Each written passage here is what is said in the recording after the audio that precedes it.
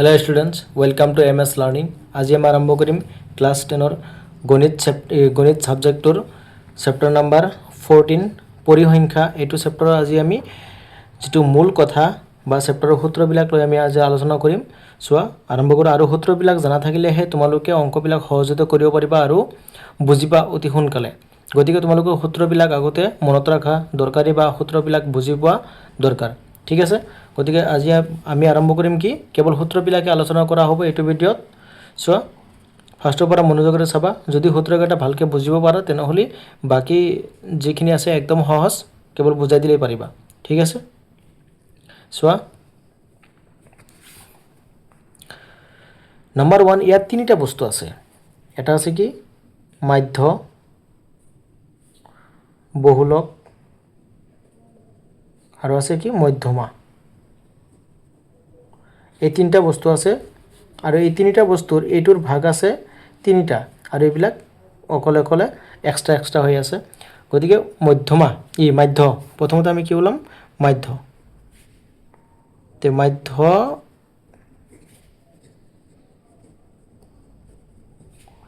উলিওয়াৰ কি আছে পদ্ধতি কেইটা আছে চোৱা মাধ্য উলিওয়াৰ পদ্ধতিবোৰ বা সমূহ কেইটা আছে টোটাল 3টা ঠিক আছে এতিয়া চোৱা নাম্বাৰ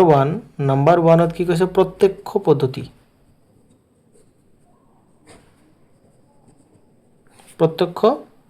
পদ্ধতি ইয়াত কি হ'ব মাধ্য ফৰ্মুলাটো কি হ'ব মাধ্য কিহেৰে বুজায় x বাৰ x এৰ বুজায় এই এনেকে বুজায় এটো সিম্বলেৰে চাবা একদম ইজি এটো নিলিখিলে প্ৰবলেম নাই কেৱল তুমি মাধ্য মনত ৰাখিব লাগে কেৱল ওপৰত হ'ব সিগমা fi xi তলত হ'ব সিগমা fi ঠিক আছে আৰু হল কি নাম্বাৰ 2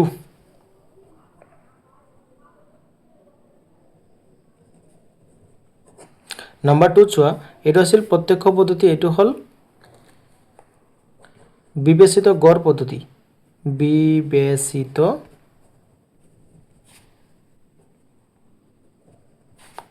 পদ্ধতি এই পদ্ধতিত মাধ্য কি হ'ব মাধ্য equal to a plus sigma fi xi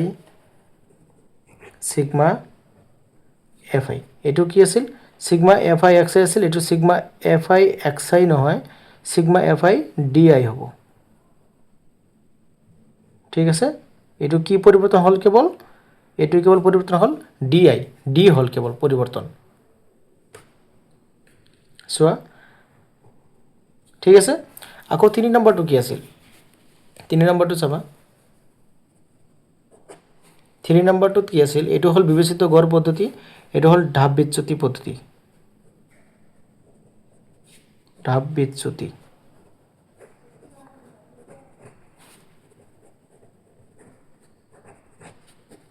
ঠিক আছে এই ক্ষেত্ৰত কি হ'ব মাধ্য কি হ'ব সোয়া এই ক্ষেত্ৰত মাধ্য হ'ব একদম ইজি এটো ইজি a প্লাস ইয়াত di আছিল ইয়াত হ'ব কি ui সিগমা fi ui আৰু হল সিগমা fi ইনটু h ঠিক আছে আৰু এই কেটা কি দিয়া থাকিল ইয়াত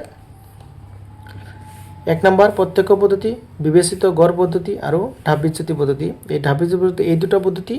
একদম ইজি এটো আৰু ইজি গতিকে এই দুটা পদ্ধতিতে কৰা হয় কিন্তু ইয়াত এটা কথা আছে পদ্ধতি মেনশন কৰা নাথাকে গতিকে তুমি তিনটাৰ ভিতৰত যেটো ভালকে বুজি পোৱা বা যেটো কৰা তোমাৰ সহজ হয় হেতুতে কৰিবা ঠিক আছে গতিকে এইবিলাক যিবিলাক নাম আছে এই নামবিলাকো আমি কি জানা দৰকাৰ গতিকে নামবিলাকো আমি এতিয়া আগতে ইয়াত লিখি লম যত এই বস্তুবিলাকৰ নাম যত প্ৰথমটো কি আছিল সিগমা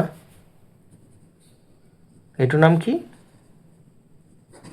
সিগমা তাৰপিছত চোৱা আৰু কি নাম আছিল FI হ'ল 12 12টা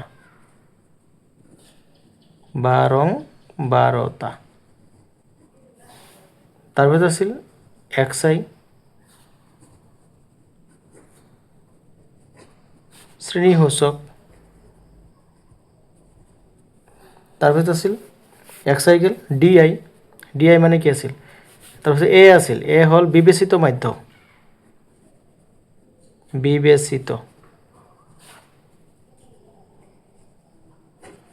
ঠিক আছে এটা হ'ল A হ'ল বিবেচিত মাধ্য তাৰপিছত আৰু কি আছিল এইবিলাকৰ নাম নাই কিন্তু তুমি ডাইৰেক্টলি লিখিব পাৰিবা যে DI আসলতে হয় কি DI ইকুৱেল টু হ'ল XI মাইনাছ A আকৌ UI ইকুৱেল টু হ'ল DI বাই H বা আমি এইটো এনেকৈ লিখিব পাৰিম XI minus A divided by H ঠিক আছে আৰু কি আছে ইয়াত H আছে H হ'ল কি শ্ৰেণী দৈৰ্ঘ্য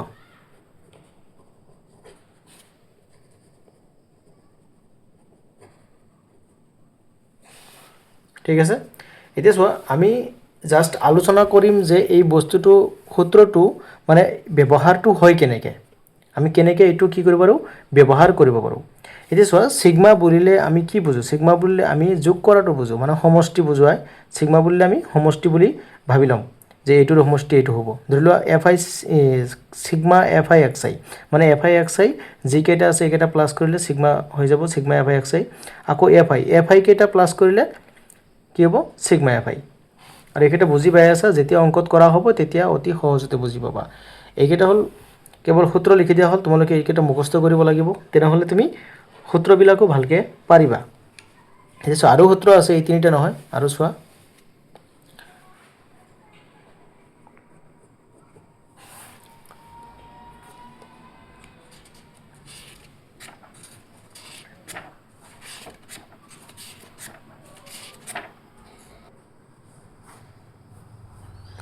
আৰু এটা কি আছে শ্ৰেণীসূচক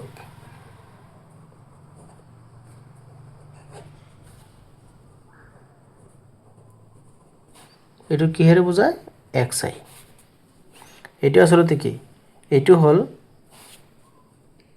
শ্ৰেণীৰ উচ্চ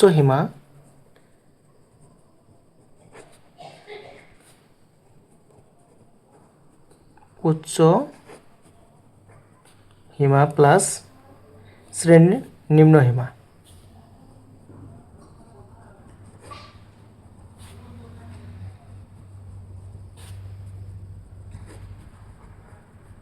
শ্ৰেণীৰ নিম্ন সীমা ডিভাইডেড বাই 2 তাৰমানে কি কৈছে শ্ৰেণীসূচকটো হ'ল কি যেটো শ্ৰেণী অন্তৰাল থাকিব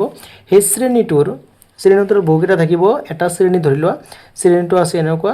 2 ৰ পৰা 3 আছে তেনে 2 আৰু 3 যোগ কৰি 2 ৰে হৰণ কৰিম তাৰমানে 2 আৰু 3 দুইটো হ'ল নিম্ন সীমা আৰু 3টো হ'ল উচ্চ সীমা গতিকে নিম্ন সীমা আৰু উচ্চ সীমা যোগ কৰি 2 ৰে হৰণ তাৰমানে যোগ কৰাৰ পিছত আধা কৰি দিলেই হৈ যাব ঠিক আছে আৰু চোৱা আৰু আছে আৰু এটা কি আছে যে 3 মধ্যমা ইকুৱেল টু বহুলক প্লাস 2 মাধ্য ঠিক আছে 3 মধ্যমা ইকুৱেল টু বহুলক প্লাস 2 মাধ্য এইটো আসলতে কি তোমাৰ এনেকুৱাকে MCQ দিয়া থাকিব ধৰি লোৱা মধ্যমা আৰু মাধ্য দিয়া আছে এটো 2 এটো 3 দিয়া আছে দিয়াৰ পিছত এটো 2 দিয়া আছে মানে কি 2 ৰ লগত 3 পূৰণ কৰিলে 6 3 ৰ লগত 2 পূৰণ কৰিলে 6 গতিকে এটো পৰা এটো মাইনাস হ'ব গতিকে 0 হ'ব এনেকে আমাক দুটাৰ মান দিয়া থাকিব এটাৰ ভ্যালু ওলাব দিব কেতিয়াবা এইটো আৰু এইটো দিয়া থাকিব এইটো ওলাব লাগিব কেতিয়াবা এইটো আৰু এইটো দিয়া থাকিব এইটো ওলাব লাগিব কেতিয়াবা এইটো আৰু এইটো দিয়া থাকিব এইটো ওলাব লাগিব একদম ইজি কেৱল তোমালোকৰ যদি বেসিক নলেজ বা ক্যালকুলেশন কৰা প্লাস মাইনাস ইনটু ডিভাইড এবিলাক কৰা তোমালোকৰ বেসিকটো আছে তেনেহলে তোমালোকে নিশ্চয় পাৰিবা আৰু যদি নাই তেনেহলে তোমালোকে এই বস্তুটো এটা কাম কৰা আৰু ক্লাস 10 ত মানে কি তোমালোকে এইখিনি বেসিক থাকা দৰকাৰ আৰু এইখিনি বেসিক আছে তোমালোকৰ না থাকাৰ কোনো প্ৰশ্নই নাহে গতিকে পাৰিবাই চোৱা নেক্সট চোৱা আৰু আছে ইয়াত বেছি উত্তৰ নাই কিন্তু মানে যিকেইটা আছে একদম easy easy 1 number 2 number 3 number গেল এই তিনিটা গেল যোৱাৰ পিছত এইটো এটা গেল এইবিলাক কিন্তু ইম্পৰ্টেণ্ট তোমালোকে মুখস্থ কৰিব লাগিব তাৰমানে ঠিক আছে আৰু চোৱা এই সূত্ৰ তিনিটা তুমি ইউজ কৰিব পাৰিবা বা ব্যৱহাৰ কৰিব পাৰিবা কেতিয়া পাৰিবা যেতিয়া তোমাৰ এইখিনি বস্তুবিলাক জানা থাকিব তোমাৰ যে fi মানে কি বুজায় কোনটোক বুজায় xi কোনটোক বুজায় এইবিলাক যেতিয়া তোমাৰ জানা থাকিব তেতিয়া তুমি সূত্ৰবিলাক ইজিলি ইউজ কৰিব পাৰিবা গতিকে তোমালোকৰ সূত্ৰকেইটা মুখস্থ কৰা অতি জৰুৰী ঠিক আছে তাৰ পিছৰ নম্বৰটো চোৱা তিনিটা হৈ গ'ল আৰু বাকি নাই বহুলক আৰু মধ্যমা আছে ইয়াৰ পিছত চোৱা আৰু দুটা সূত্ৰ আছে এটা হল বহুলক এটো কি বহুলক ইকুৱেল টু কি আছিল l plus f1 minus f0 divided by twice f1 minus f0 minus f2 into h ঠিক আছে এটা তুমি ব্র্যাকেট দিলেও হ'ব বা নিদিলেও হ'ব প্ৰবলেম নাই গতিকে এইটো হল বহুলক ফৰ্মুলা আৰু এই বহুলক ফৰ্মুলাটো তুমি লিখিলা ঠিকই কিন্তু এইটো কোনটো কি বুজায় এইটো তুমি জানিব লাগিব ঠিক আছে গতিকে এইটো হল l f1 f0 twice f1 minus f0 minus f2 পূৰণ h যত l মানে কি l মানে হল যেটো বহুলক শ্ৰেণী থাকিব এই বহুলক শ্ৰেণীটোৰ নিম্ন সীমা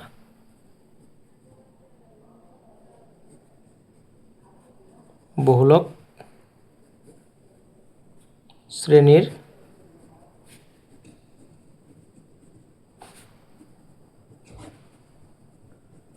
নিম্ন সীমা তাৰপিছত কি আছে h আছে h তোমালোকে জানাই ইয়াৰ আগত কৈ দিছো শ্ৰেণীটোৰ দৈৰ্ঘ্য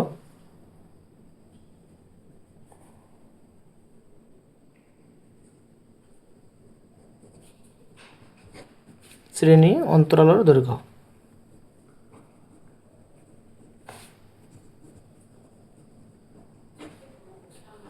তাৰ পিছত আছিল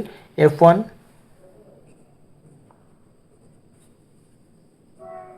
এটা হ'ব কি বহুলক শ্ৰেণীৰ বাৰম্বাৰতা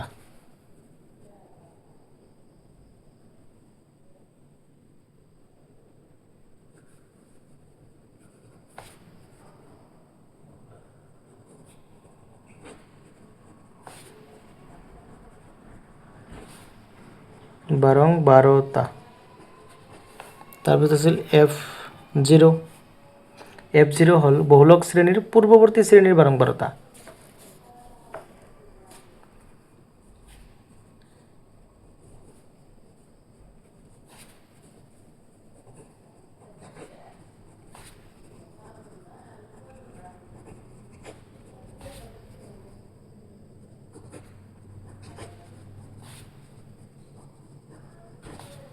বাৰম্বাৰতা ঠিক আছে এটা হল বহুলক শ্ৰেণীৰ পূৰ্বৱৰ্তী শ্ৰেণীৰ বাৰম্বাৰতা তাৰপিছত আছিল f2 কি আছিল বহুলক শ্ৰেণীৰ পৰৱৰ্তী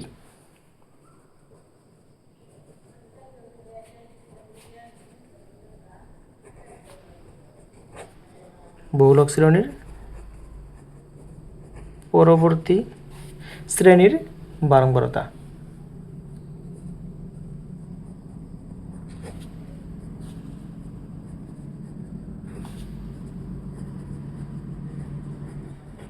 ঠিক আছে এটো হল কি বহুলক আৰু এই বহুলকৰ ফৰ্মুলা হল এইখিনি আৰু এইটো যত কি আছে এইবিলাক তুমি মুখস্থ কৰিব লাগিব এইখিনি যদি নাজানা কোনটো কি কয় তেনেহলে কিন্তু অসুবিধা হ'ব ঠিক আছে অংকৰ শিকোৱাৰ সময়ত তোমালোকে কিজানি বুজি নাপাবা গতিকে সূত্ৰকেইটা আৰু এইখিনি তোমালোকে অতি সোনকালে মুখস্থ কৰি লবা যাতে তোমালোকে অংকবিলাক সহজতে বুজি পোৱা আৰু এটা আছিল ফৰ্মুলা এইটো হল মধ্যমা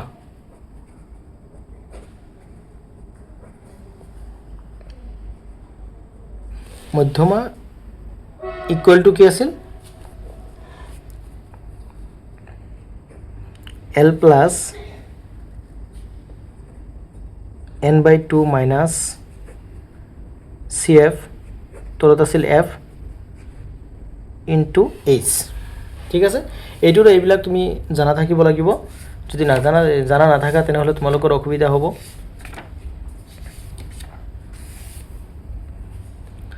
য'ত আগৰটো এল আছিল কি বহুলক শ্ৰেণীৰ নিম্নসীমা, এইটো কি হ'ব যেহেতু মধ্যমা, গতিকে মধ্যমা শ্ৰেণীৰ নিম্নসীমা একে বস্তু, মধ্যমা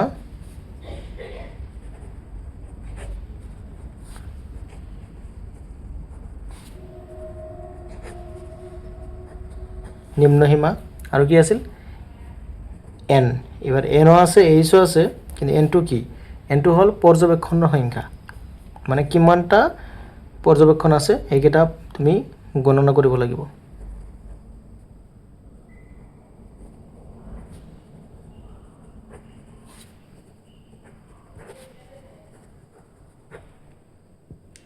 পৰ্যবেক্ষণৰ সংখ্যা। তাৰপিছত আছিল CF। CF হ'ল মধ্যমা শ্ৰেণীৰ পূৰ্বৱৰ্তী শ্ৰেণীৰ সঞ্চয় বাৰম্বাৰতা।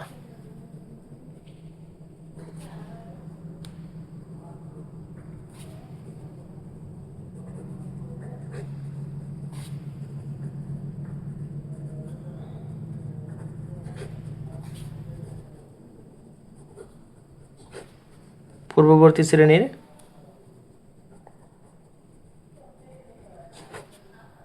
সঞ্চয়ী বাৰম্বাৰতা।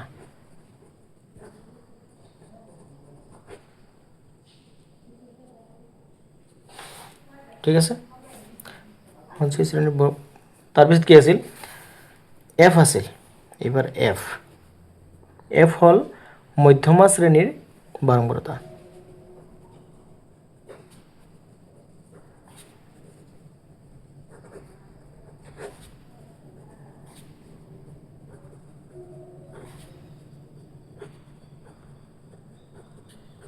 ঠিক আছে,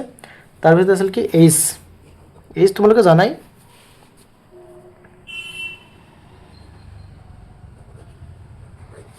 শ্ৰেণী অন্তৰালৰ দৈৰ্ঘ্য।